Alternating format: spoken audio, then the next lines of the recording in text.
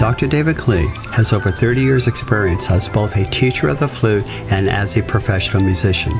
He has performed in all kinds of musical organizations, ranging from classical orchestras to heading his own jazz group, the Jazz Express. With these Pro Minute video series, Dr. Klee will share some of his secrets with you on how to become a better flutist. Hello, my name is Dr. David Klee, and welcome to another Pro Minute video. Today we're going to look at a song called the VALSE GRACIEUSE by W. Pop, and this can be found in the Concert and Contest Collection for Flute, published by Rubank. So it should be coming up on your screen right now.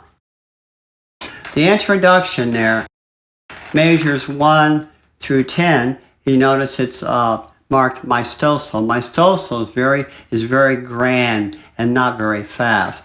And the first few notes are accented, so I like to put a little weight on them.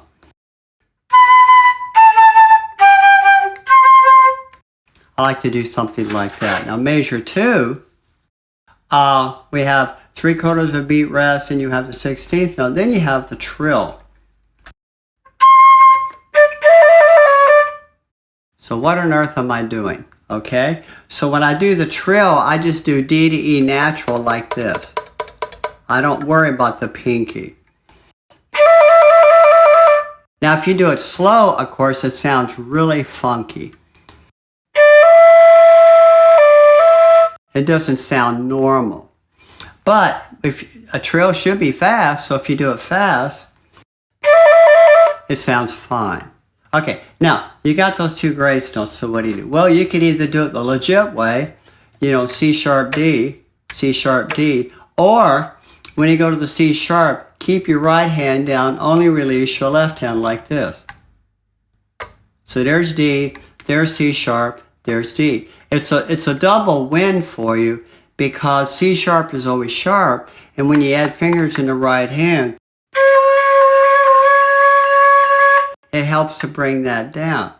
So I just do it like this. I do it just like a D-dotty, dotty, and it's a lot cleaner. Okay, measure 3 and 4 should look very familiar. And then the end of measure 4, same thing. And then measure 5, same thing, just different notes.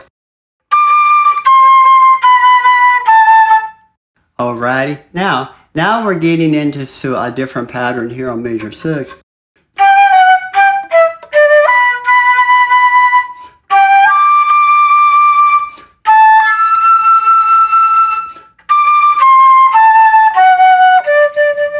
Alrighty, so what is happening here? Okay, so measure 6, you've got ya, da, da, da, da, di, ya, da. Measure 8, D, ya, da. Measure 9, A, E, E. Now that's a little bit harder. There is a trick you could do here. Alrighty, there is a trick you can do. Okay, believe it or not, when you finger high, you natural. Or you can raise your ping.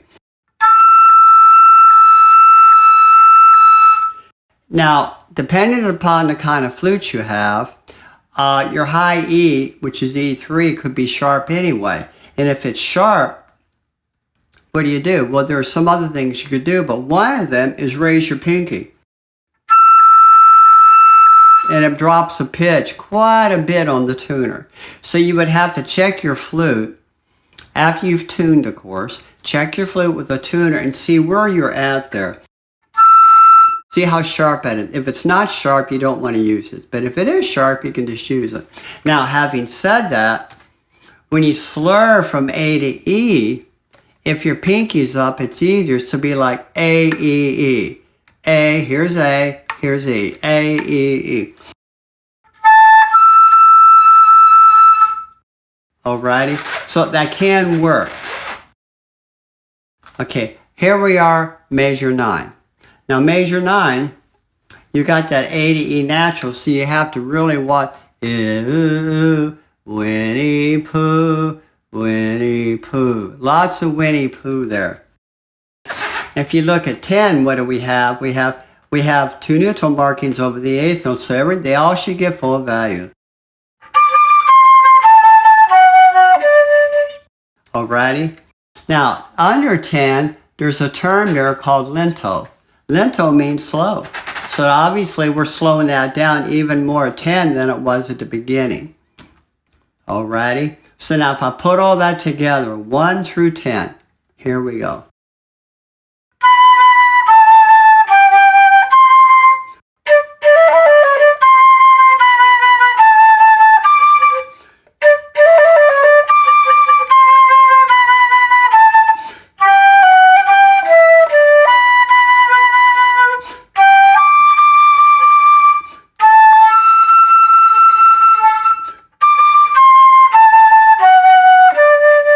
Alrighty, so that's the introduction. Now in Dantino, measure 11, it's got a little more movement to it, but it's still relatively slow.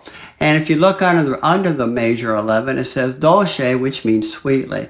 So what we have here, we have a piano, crescendo, decrescendo going into 12, 13 and 14 the same way.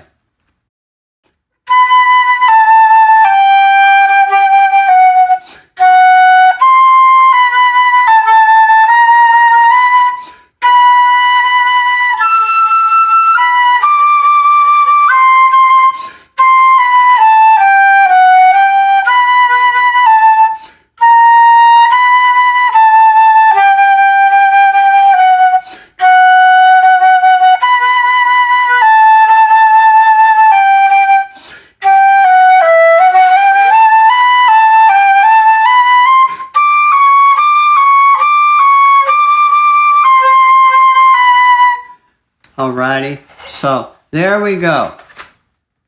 So now that should give you an idea about that whole section. So basically what happens with the andantino, you got 2 major phrases of crescendo, decrescendo. And then finally we get to 23, you're crescendoing 23, 24 till you hit the forte. And then 25, 26, we're getting softer. And why are we getting softer? Because when we get to measure 27, we're finally at the waltz. And a waltz is 1, 2, 3, 1, 2, 3, 1, 2, 3, 1, 2, like that. Now, depending upon your stage and age and advancement, you could do it in an easy 1, 1, 2, 3, 1, 2, 3, 1, 2, 3, 1. But having said that, I'd be very careful about starting too fast. The reason why is when you get to the second page, you have a lot of running eighth notes. And what I've heard a lot of students do, they'll start at the beginning, 1, 2, 3, 1, 2, 3, 1, 2, 3, 1. And then when they get to measure 102, all those eighth notes, and they go, da, da, da, da, da, da, dee. They slowed it down, da, da, da. They slowed it down a lot. Well, you can't do that. The whole waltz should be at one tempo, so you can't slow it down. And obviously, you would be judged accordingly for slowing it down. So now we're at the waltz, and so, it's da da dee da da da dee da da dee, like that. Now it's marked piano, so we want to be, fairly soft, and we don't really crescendo until we get into 34 and 35, where it goes up to forte.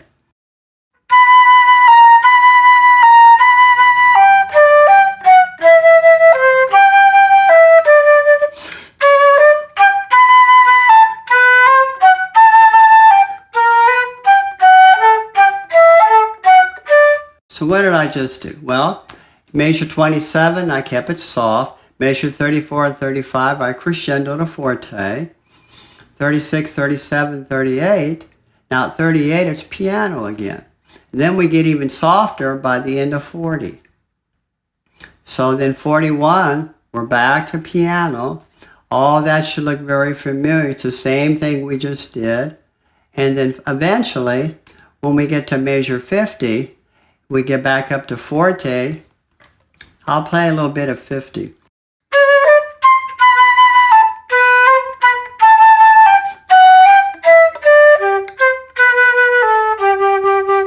So at 50, we crescendo to forte, we stay forte till we get to the end of measure 54, then we decrescendo to get softer, and by the time we get to around 57, 58, you know, we should be a piano. We should be soft. Okay, and then that would go on. Now at 50, going into 58, what do we have? Forte. Oh my goodness, it's forte. And then over the dotted half notes, they're accented. So I like to think da, da, da. If you do a separation, make sure the separation is only the slightest. And make sure when you do the separation, you don't end the tone with the tongue.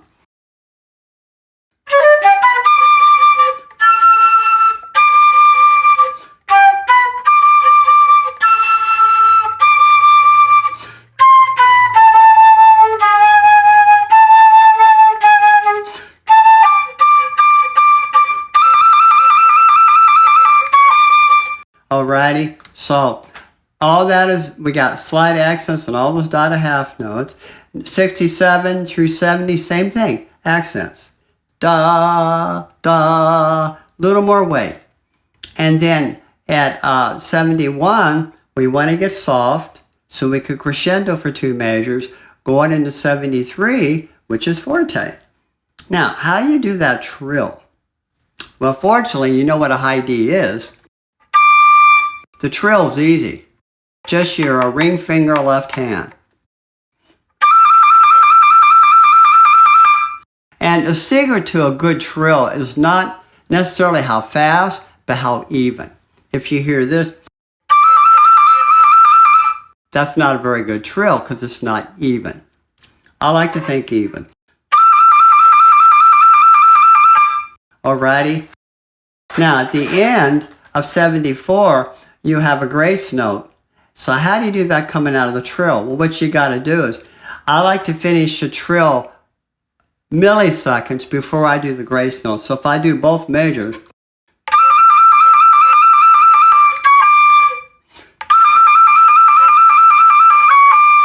you know, something like that. Alrighty? And then 75, 76 through 79, same thing we've been doing there. Finally, we get to 80, and what do we have there? Oh, we have another grace note. So, I'll start with the pickups going to 79. Okay?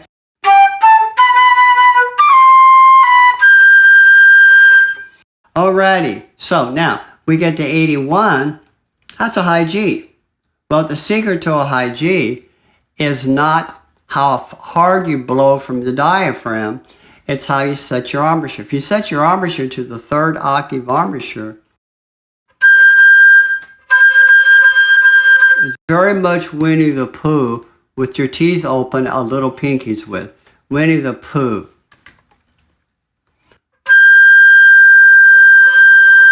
If you try to use your middle range embouchure, the only way to get it, you're going to have to overblow, because you don't have the right air angle coming out of your mouth. And that's the reason why. And it's going to sound not very clean. Alrighty? So now, we get to 83, 84, it's marked. So what you think of instantly, open your teeth.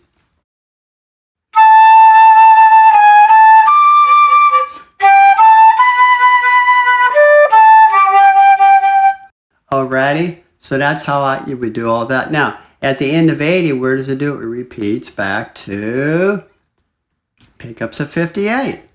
So it repeats back to there. Then, when the second time through we go on, and like they typically do with music from this time period, they change key. They went to the dominant. We were in G, now we're in D. So, now we're at 94. But you notice it's the same style.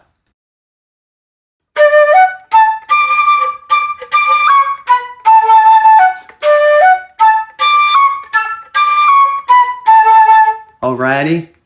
Now it's finally changing. We have eighth notes. Now, what I've heard a lot of students do over the years, when they do this for solo and ensemble competitions, and I've been judging that, I've been judging competitions like that for over 40 years. I hear them go, da-la, da-la, da-la, da, da-la, da-la, da-la, da.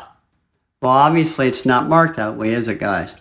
There is no dot over the second eighth note. So what you do is da la da la da la da.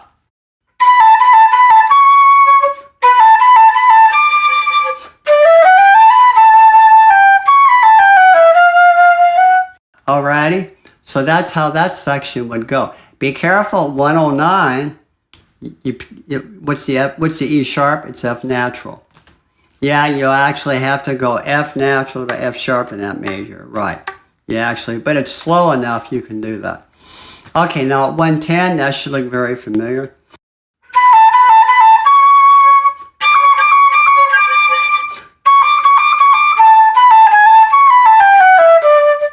Alrighty, so that's how that whole section goes. And then at the end of that section, it repeats back to 94. Second time through, now we're at 130. That should look familiar. What we're doing is called the recapitulation. We're returning back to the original key, the original theme. So we're kind of doing a return here.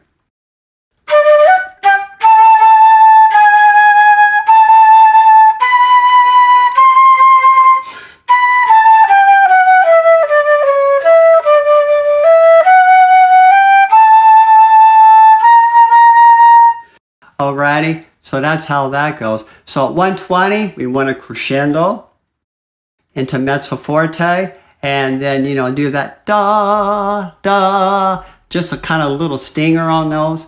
And then at 126, what is it? Decrescendo. Now under the slur, you see all the notes have a staccato marking. So what's between staccato and slur? You tongue them, but very lightly. Like that. Now, 130, we have decrescendo to piano by 129, and by 130, there's another word under there called retard. And what we're doing, we're slowing down. Okay? So between 130, 131, 132, I'm slowing down to prepare us to get back in the original key, and then we're back to a tempo. So I start at 129.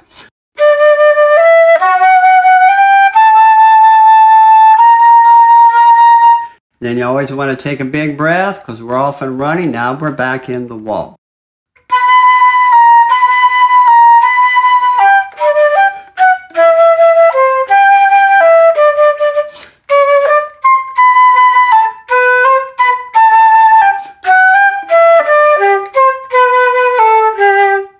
Alrighty, now something very important. We need to get down in this bottom octave. Make sure you're using your first octave embouchure, okay guys? I should be flat and firm.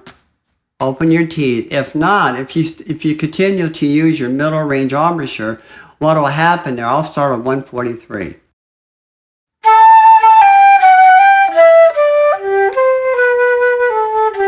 See what happens? You have no volume, you have no quality, because you have to go from to here. To here. So you're slowly changing as you go down to here. And what you're doing, you're changing the air angle coming out of your mouth, which enables you several things. First of all, to play in tune. Because of the air angle, you're going to be able to play in tune. You're going to have a better sound, better quality, and you're going to have more volume. And that's very, very important.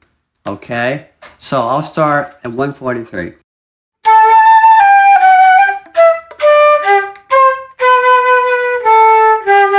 See, I can keep the power, the quality. I can even have an edge on my sound down low because I've changed it. Now, 147, now we're going into this other thing.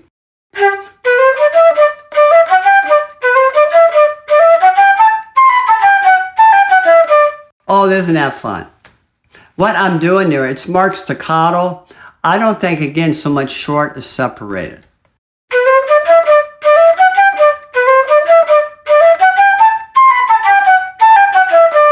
Ta, ta, ta, ta, ta. That's what I'm doing. 155.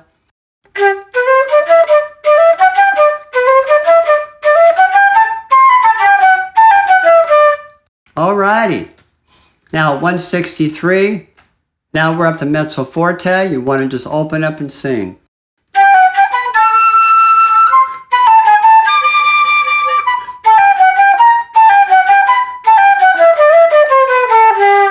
Alrighty, and you notice again, as I went through 169 from the middle upper range, working my way down to the bottom range, I'm slowly changing my mouth, opening my teeth more, and I can get the quality, the pitch, the power.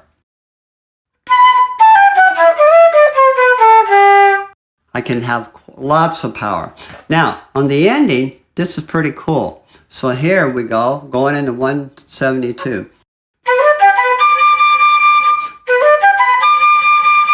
And then, at 175, all those quarter notes are marked with a staccato.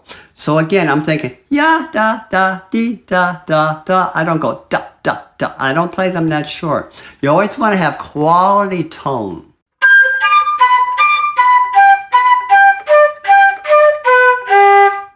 Alrighty, so I do that. So again, at 175, that's your third octave embouchure. That's Winnie the Pooh.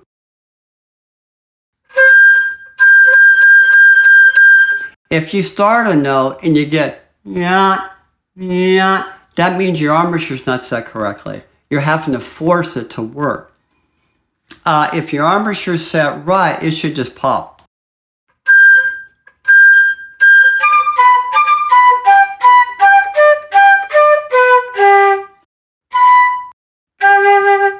And now the last note, because it's the end of the song, and what would typically happen, 180 to 181, ya, 2, 3, da, I would slow it down just a little bit.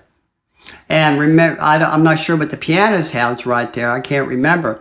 But if they play on beats 2 and 3, they're going to help you by slowing down. So I'm going to start at 175 and show you.